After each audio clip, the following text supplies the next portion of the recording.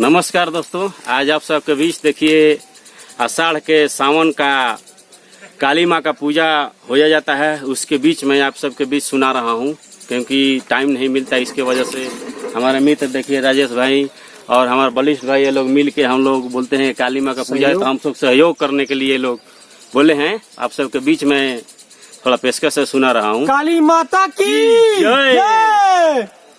कि गोह गोह करे आजे,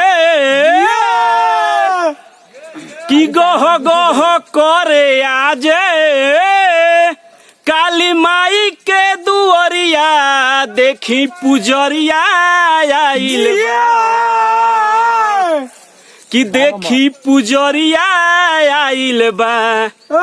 गोह गोह कि गह गह करे देवरिया नगरिया देखी पुजरिया आइल बा, कि गह गह करे बाबा के नगरिया देखी पुजरिया आइल बा। गह गह करे आजे है देवरिया नगरिया देखी पुजरिया आइल बा, कि देखी पुजरिया आइल बा। कि गह गह करे माई के मंदिरिया देखी पुजरिया आइल बा, कि गह गह करे काली माई के मंदिरिया देखी पुजरिया आइल बा। अरे काली माई के दुअरिया के सभे सुख पावेला, माई के मंदिरिया में सब दुख हारेला।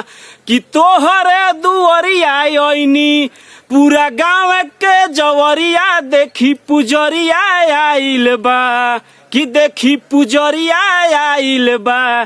कि गह गह कि गह गह कि गह गह करे देवरिया नगरिया देखी पुजरिया आइल बा, कि गह गह करे माई के मंदिरिया देखी पुजरिया आइल बा।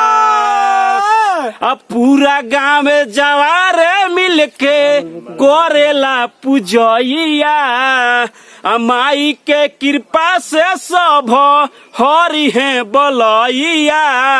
अरे दुखावा तो हरि है माई सब लोग के मिल के ना, कि गह गह कि गह गह कि गह गह करे माई के मंदिरिया देखी पुजरिया आइल बा, कि गह गह करे काली के मंदिरिया देखी पुजरिया आइल बा। जय श्री राम। आप सबके बीच